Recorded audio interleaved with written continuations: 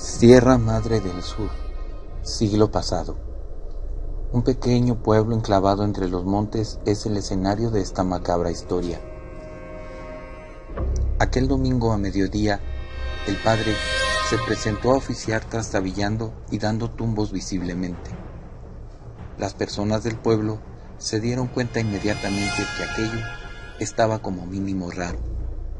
Pensando primeramente que el padre se encontraba mal, los habitantes, al acercarse a ayudarle, se llevaron la desagradable sorpresa de que el sacerdote estaba en estado inconveniente, totalmente ebrio.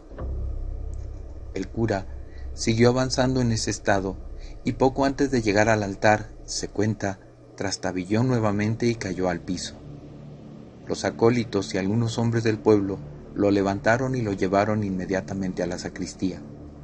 Aquella celebración tuvo que cancelarse ante las habladurías de un pueblo que hacía de aquel suceso todo un acontecimiento por muchos días. El padre hacía tiempo que era alcohólico y a duras penas había logrado mantenerlo en secreto hasta ese día. El pueblo, que rara vez es misericordioso con los caídos, comenzó a evitarlo en lugar de ayudarlo. Cada vez menos gente asistía a sus misas. A pesar de que él les había hecho promesas formales de regenerarse, sin poder evitarlo, su falta de voluntad lo sumía cada vez más en el alcohol. Cuentan que una tarde el camión de las 4 trajo una carta para él. La diócesis del lugar le ordenaba terminantemente que abandonara el pueblo y que debía presentarse en la cabecera del estado para ser degradado por ignominia.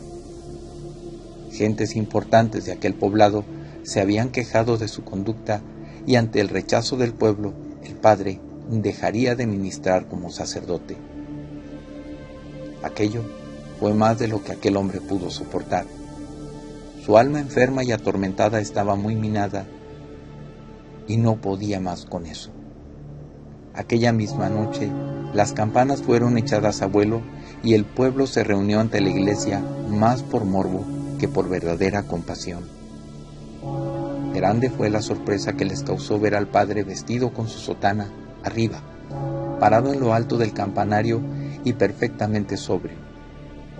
Al ver congregada a la gente del pueblo que lo contemplaba en silencio desde lo alto de la torre de la iglesia, alzó su voz muy alto rompiendo aquel incómodo silencio. Dios mío, perdóname. Mensajero de la muerte soy. Acógeme, aunque no sea digno de acercarme a ti. Dicho esto, un grito ahogado brotó de la multitud cuando el sacerdote saltó al vacío desde el campanario y fue a estrellarse mortalmente contra el duro pavimento, 12 metros más abajo, terminando con su desesperada existencia. Se cuenta que aquel párroco fue enterrado fuera del camposanto porque el ser sepultado en territorio sagrado les está vedado a los suicidas por la iglesia. Pocos días después, otro padre, más joven y sano, fue enviado para relevar al sacerdote muerto.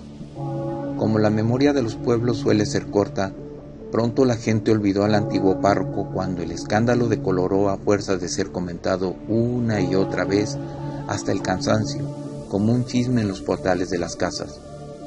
Sin embargo, no pasaría mucho tiempo antes de que lo recordasen otra vez.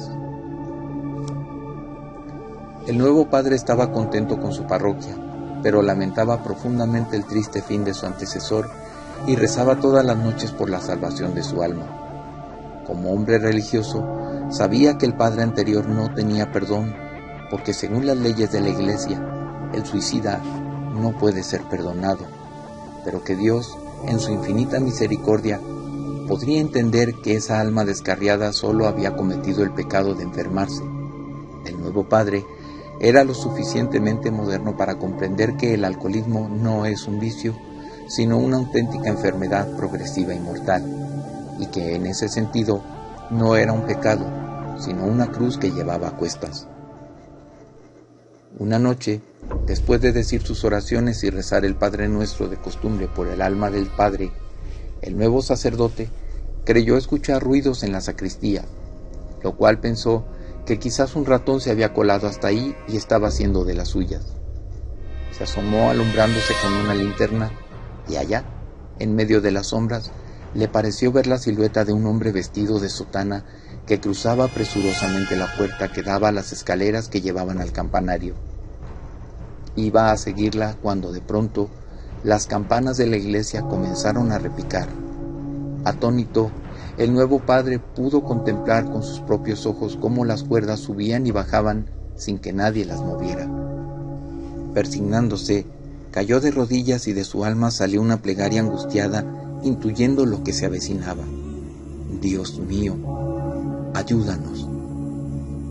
Al día siguiente, los rumores que corren ágilmente en los pueblos pequeños se esparcieron de un lado a otro con vertiginosa rapidez. Había una muerte en el pueblo. Una de las ancianas que vivía con su nieta fue encontrada sin vida en su cuarto. El médico dictaminó que se había tratado de un paro cardíaco. El sacerdote joven administró los últimos sacramentos al cuerpo que fue enterrado en el cementerio del lugar. Tuvo que hacer un supremo esfuerzo de voluntad para dominar el violento miedo que seguía sintiendo desde que viese la aparición y las campanas se hubiesen echado al vuelo, hecho que no había comentado con nadie. La historia se repitió una semana después. De nuevo, escuchó ruidos en la sacristía y vislumbró la figura de un sacerdote que se parecía mucho al difunto padre. Nuevamente le vio subir por las escaleras del campanario.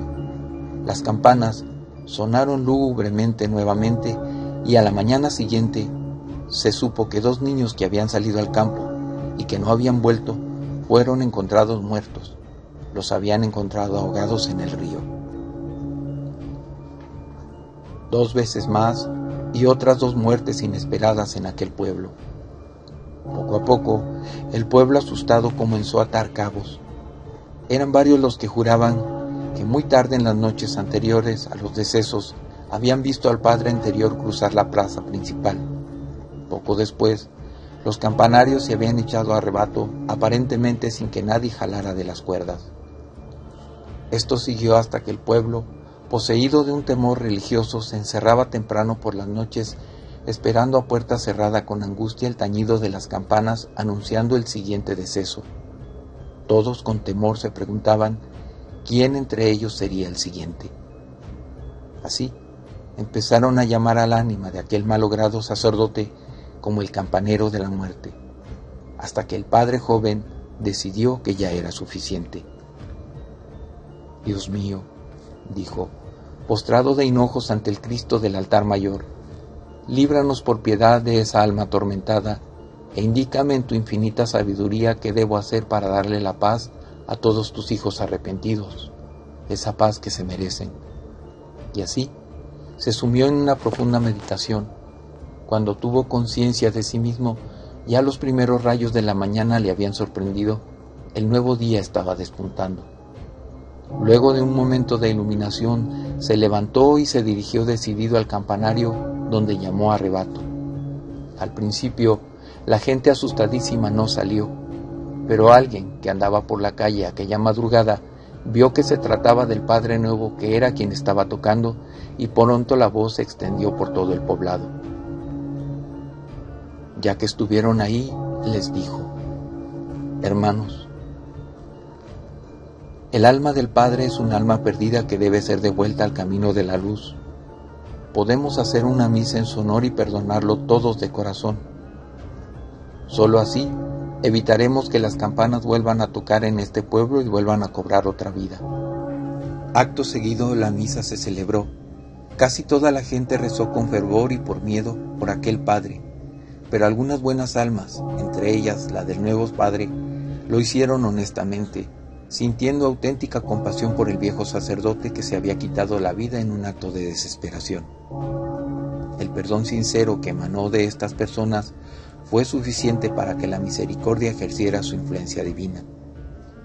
A partir de ese día, nunca más las campanas del pueblo doblaron lanzando un fúnebre presagio, y alguien mandó poner una lápida a la humilde tumba de tierra de aquel viejo sacerdote, rematándola con una cruz y un pequeño epitafio que rezaba: campanero de la muerte, descansa, Dios ya te ha perdonado.